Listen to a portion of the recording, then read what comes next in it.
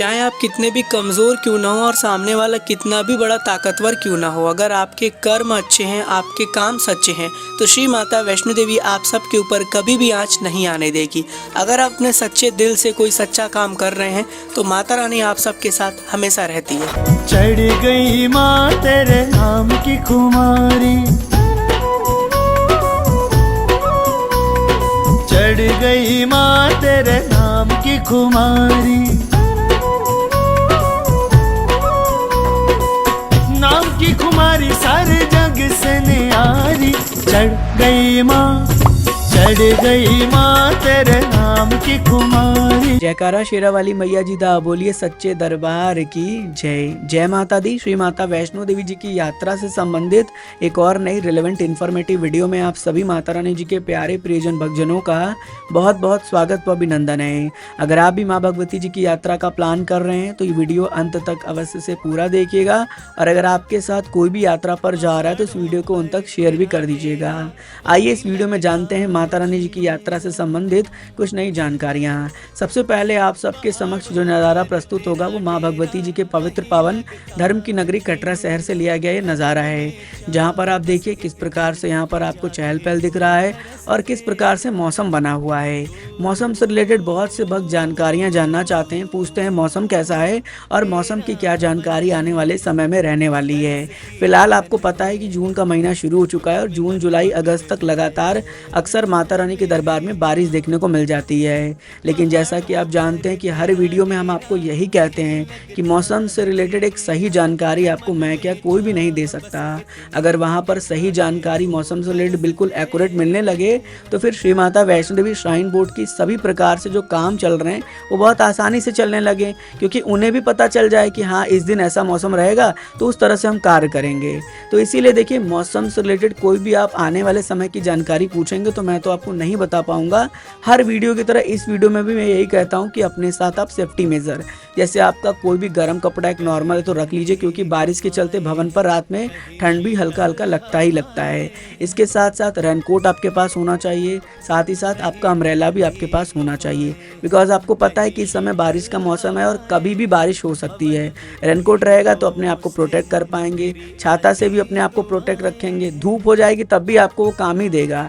इसके साथ साथ कोशिश करें कि वाटर का जो आपका वाटरप्रूफ बैग है, वाटरप्रूफ शूज़ है, ये सब लेकर जाएं, वो ज़्यादा अच्छा रहेगा, बिकॉज आपको ट्रैकिंग में कोई दिक्कत वगैरह नहीं होने वाली है। और कोशिश यही करें कि माता रानी जी की यात्रा जो है मॉर्निंग में ही करें, वो ज़्यादा बेटर रहेगा, बिकॉज बारिश का समय है, रात में काफ़ी ज़्यादा प्रॉब्लम्स होते हैं, लाइट्स वगैरह भी चले जाते हैं। तो अपने साथ एक टॉर्च भी अवश्य से कैरी कर लीजिएगा ताकि आपकी यात्रा बहुत आराम से चलती रहे, यात्रा में किसी प्रकार से कोई भी कठिनाई का सामना आपको ना करना पड़े।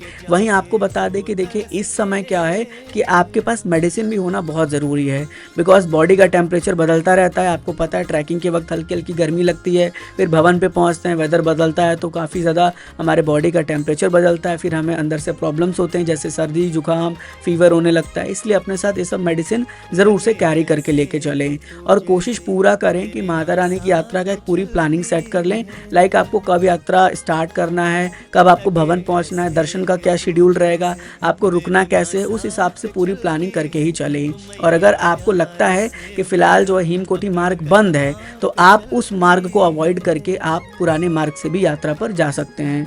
अब भक्तों के मन में कल से यही सवाल आ रहा था कि हेमकोटी मार्ग का क्या अपडेट है, हेमकोटी मार्ग का अपडेट शेयर करिए, कब तक बंद रहेगा। तो आपको बता दें कि हेमकोटी मार्ग अब खुल चुका है श्रद्धालुओं के लिए, भक्त उस मार्ग से माता रानी के भवन की ओर प्रस्थान कर रहे हैं। लेकिन जैसा कि आपको पता ही है कि जून जुलाई के महीने में लगातार बारिश की संभावना बनी रहती है, जिसके चलते कभी भी हेमकोटी मार्ग बंद हो सकता है। तो ऐसा कुछ नहीं है कि अगर हम आपको वीडियो में दिखा रहे हैं कि लाइक हेमकोटी मार्ग बंद है तो मार्ग आगे के लिए बंद ही रहेगा, ऐसा नहीं है। मार्ग खुल भी सकता है, जैसे ही वहाँ पर काम ठीक कर दिए जाते हैं, वहाँ पे अगर कोई लैंडस्लाइड होता है तो उसे हटाकर मार्ग को ठीक किया जाता है तो मार्ग ऑपरेशनल तरीके से शुरू हो जाता है। तो घबराएं नहीं, कभी भी किसी भी वीडियो को देख के आप अपनी यात्रा को सुचारू तरीके से चलाते रहें, अपनी यात्रा में आगे बढ़ते रहें और यात्रा के लिए प्रस्थान करते रहें। अपने मन में भय वगैरह कुछ भी ना लाएं और माता रानी के दर्शन करने के लिए अवश्य से जाते रहिएगा। अब माता रानी के दर्शनों की बात करते हैं तो माता रानी की कृपा से भक्तों को दर्शन बहुत आराम से और बहुत ईजी होते हैं, क्योंकि इस समय भक्तों की संख्या भी बढ़ी हुई है। लेकिन ये कह लीजिए कि दोपहर के समय भक्तों की संख्या में थोड़ी डाउनफॉल होती है। ज़्यादातर भक्त अर्ली मॉर्निंग यात्रा शुरू करते हैं तो उनको आते आते इवनिंग हो जाता है। इसके चलते दोपहर का समय सबसे परफेक्ट होता है दर्शन करने के लिए। रात में भी आप ये ट्राई कर सकते हैं, दर्शन करने के लिए जा सकते हैं और माता रानी का आशीर्वाद प्राप्त कर सकते हैं। तो अगर आप जब कभी भी यात्रा का प्लान कर रहे हैं, पूरे प्रिकॉशंस के साथ अपनी यात्रा करें।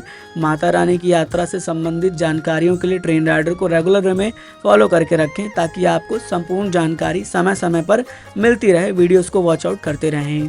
वहीं अगर बात करें इस समय सुविधाओं की, तो फिलहाल देखिए सुविधाएं तो आपको सब मिल जाती हैं, लेकिन वो भी मौसम के ऊपर डिपेंड करता है। जनरली अगर बहुत ज़्यादा बारिश हो तो आपको पता ही है कि आपका हेलीकॉप्टर सुविधा बिल्कुल नहीं चलता है। हल्का सा मौसम खराब होता है तब भी हेलीकॉप्टर नहीं चलता है। और मौसम में बहुत ज़्यादा परिवर्तन देखने को मिलता है, जैसे बहुत तेज़ी से हवाएं चल रही हैं या बारिश हो रही है तो आपका रोपवे भी बंद हो जाता है। साथ ही साथ अगर कोई लैंडस्लाइड होता है तो हिमकोटी मार्ग को बंद रख दिया जाता है, जिसके चलते आपको जो है बैटरी कार की सुविधा भी नहीं मिलती है। तो ऐसे में आप बिल्कुल भी घबरा के ना जाएं। हो सकता है कि जब वीडियोस हम बनाते हैं ऐसी किसी भी टॉपिक को लेके कि लाइक आपका हिमकोटी मार्ग बंद हो गया, रोपवे बंद हो गया, तो वो उस समय तक या 1-2 घंटे तक ही बंद हो, उसके बाद शुरू हो जाए। तो आप उस हिसाब से जाएं, घबरा के ना चलें। बाकी हम टाइम टू टाइम आपको अपडेट करते रहेंगे। तो सुविधाओं से जुड़ी जानकारी ये कि फ़िलहाल तो सुविधाएं मिलती रहती हैं, लेकिन वो भी मौसम के ऊपर ही वेरी कर जाता है। हालांकि अगर आप माता रानी के दरबार जा रहे हैं तो घोड़ा, पिट्ठू, पालकी, ये तमाम प्रकार की सुविधा आपको हमेशा मिलती रहेंगी। तो इससे आप अपनी यात्रा प्रारंभ कर सकते हैं। इसके साथ साथ आप अगर भवन में रुकने की इच्छुक हैं, आप भवन में रुकना चाहते हैं, स्टे करना चाहते हैं, तो डॉर्मेट्री के लिए आप सेम डे में मनोकामना भवन में भी जाके पता कर सकते हैं जो भवन पर है। और कटरा के निहारिका कॉम्प्लेक्स में भी आपको रूम एंड रिजर्वेशन काउंटर मिलेगा, जहां से आप सेम डे में इंक्वायरी कर सकते हैं। अगर अवेलेबल होगा तो आपको वहां से प्रोवाइड कर दिया जाएगा। अगर आपको नहीं भी मिलता है तो भवन पर दुर्गा भवन का धर्मशाला बना है, आप वहां पर जाकर बहुत ही आराम से रोक सकते हैं। अब जानते हैं वो जानकारी जो आपको यात्रा शुरू करने से पहले बहुत ज़्यादा ज़रूरी हो जाती है और बहुत नई भी जानकारी है। एक्चुअली मैं आपको बता दूं कि देखिए कोशिश यही करना है कि आपको अपना रोपवे का टिकट और अपना ऑनलाइन रजिस्ट्रेशन ये ऑनलाइन ऑफिशियल वेबसाइट से जाके कर लेना है। अगर आप अपना रोपवे का टिकट ऑनलाइन करके जाते तो वहाँ जाके ऑफलाइन लाइन से बचेंगे, ज़्यादा लंबी कतार होती है उससे बच पाएंगे और ईजिली आपको दर्शन करने का मौका मिल जाएगा भैरव बाबा जी के रोपवे से जाके। लेकिन अगर वहीं नहीं करके जाते हैं तो बहुत कठिनाई हो सकती है रोपवे के लिए। इसके साथ साथ रोपवे में देखिए क्या फैसिलिटी होती है, बहुत से वक्त पूछ रहे थे, कमेंट भी कर रहे थे। तो रोपवे के लिए ये होता है कि अगर टेक्निकल किसी वजह से रोपवे कैंसिल होता है या कोई इशू होती है तो रोपवे का रिफंड आपको मिल सकता है। लेकिन अगर रोपवे में आप नहीं जा रहे हैं और आपने टिकट कैंसिल कर दिया या पोस्टपोन कर दिया तो आपको रिफंड नहीं मिलेगा। वहीं बहुत से वक्त पूछते हैं कि ऑनलाइन रजिस्ट्रेशन का फ़ायदा क्या है। देखिए ऑनलाइन रजिस्ट्रेशन का फ़ायदा ये है कि अब जो है काउंटर नंबर 2 पर भी एक नई वेंडिंग मशीन इंस्टॉल की गई है। जम्मू के वैष्णवी धाम में भी एक नई वेंडिंग मशीन इंस्टॉल की गई है जो आप स्क्रीन पे देख रहे होंगे।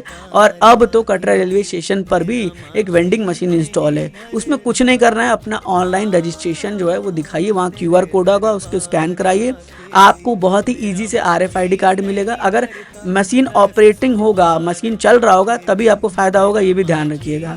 बहुत से वक्त बोलते हैं कि हमने करा लिया हमें तो फ़ायदा हुआ नहीं, तो मशीन भी ऑपरेट होना चाहिए, चलना चाहिए। अगर वो चल रहा होगा तो आपको फ़ायदा होगा, आप उससे अपना RFID कार्ड ले सकते हैं बिना लाइन में लगे। तो ये फ़ायदा आपको हो जाता है अगर आप ऑनलाइन रजिस्ट्रेशन करा के जाते हैं। इसके अलावा कोई भी दिक्कत परेशानी आपको नहीं होता है। तो आई होप कि फ़िलहाल इस समय अगर आप यात्रा का प्लान कर रहे हैं तो बिल्कुल जाएंगे, दर्शन करेंगे, कोई दिक्कत परेशानी नहीं है। माता रानी की यात्रा में हर प्रकार की सुविधा आपको मिल जा रही है। और अर्धकुंवारी पर लगभग ये कह लीजिए कि 48 घंटे तक भी वेटिंग समय पहुंच जाता है जब भक्तों की संख्या में इजाफा होता है। तो आपको घबराना नहीं है, आप अपना स्लिप वहाँ पे कटा लीजिए और फिर आगे बढ़ जाइए। रिटर्न आते वक्त आप जो है आके अर्धकुंवारी में पता कर लीजिएगा। अगर आपका नंबर आता है तो आपको दर्शन करने का मौका भी अर्धकुंवारी प्रांगण से मिल जाता है। तो चलिए हम आपसे एक और नई रिलेवेंट इन्फॉर्मेटिव वीडियो में बहुत जल्दी मिलेंगे। जुड़े रहिए आपके प्यारे से YouTube channel as well as Facebook page train rider के साथ। Mata Rani ji always bless you. जय हिंद, जय माता दी। बिन मांगे सब पाया।